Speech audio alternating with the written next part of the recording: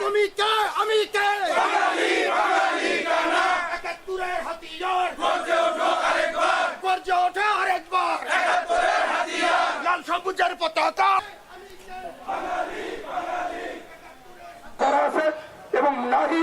এবং সহ অন্যান্য যারা আছে তাদের ওঠার তো সুযোগ আছে উচ্চ আদালতে নিশ্চয় আপিল করা ক্রম হচ্ছে এই দেশের মহান মুক্তিযুদ্ধ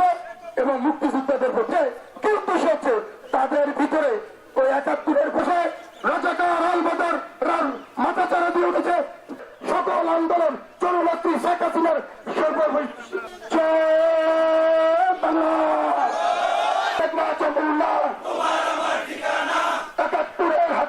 প্রতিবাদ সভা শান্তিপূর্ণ সমাবেশে আমাদের মাঝে উপস্থিত হয়েছে স্বাধীনতাকামী মানুষকে মুক্তির চূড়ান্ত লক্ষ্যে পৌঁছে দেন আপনার কমান্ডার ডেপুটি কমান্ডার উপজেলা পর্যায়ের মাঝে ভোলা জেলা আওয়ামী লীগের বিপ্লবী সভাপতি এই পর্যায়ে মুহূর্তে আমরা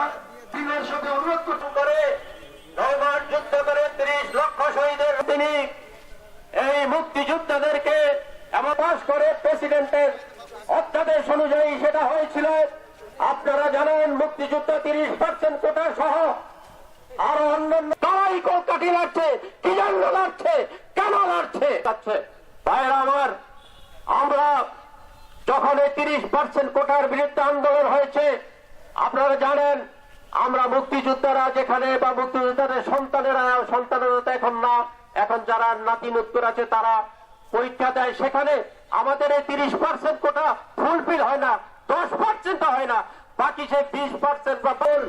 ডক্টর ইসলাম আলমগীর তিনি কার সন্তান আপনারা জানেন কি আমাদের যেই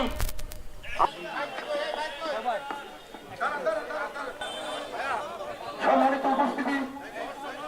আমাদের কাছে সুস্পষ্টভাবে প্রমাণ হয়েছে এরা আসলে সংস্কার যোদ্ধাদেরকে অপমান করার জন্য একটি রাজনৈতিক মহল ২০১৮ সালে যখন কোটা বিরোধী আন্দোলন হয় তখন আমাদের যারা সমস্ত জনগোষ্ঠী ছিল তারা উচ্চ আদালতে রিট করে ভাইয়েরা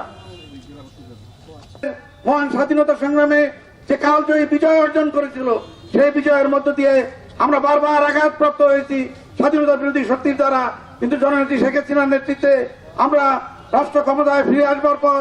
মুক্তিযুদ্ধের চেতনার আলোকে যে উন্নয়ন এবং সমৃদ্ধি আপনারা লক্ষ্য করেছেন যদি ওদের দাবি থাকতো মুক্তিযুদ্ধ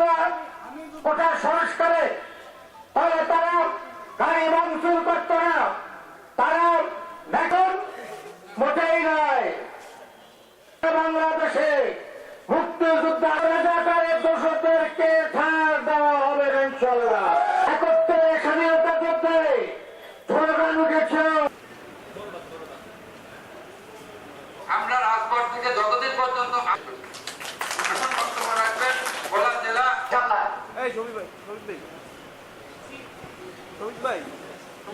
আমি এই পর্যায়ে বক্তব্য রাখার জন্য অনুরোধ জানাচ্ছি সন্তান কমান্ডার আহ্বায়ক সমাবেশের সম্মানিত সভাপতি উপস্থিত জানাচ্ছি করছি অংশগ্রহণ করছি এটা আমাদের জন্য আজকে স্বাধীন দেশে দাঁড়িয়ে আমরা কথা বলতে পারছি চক্র তারা যে এই তাদের যে আন্দোলন এই আন্দোলন আমরা তাদের সেই জামাত শিবির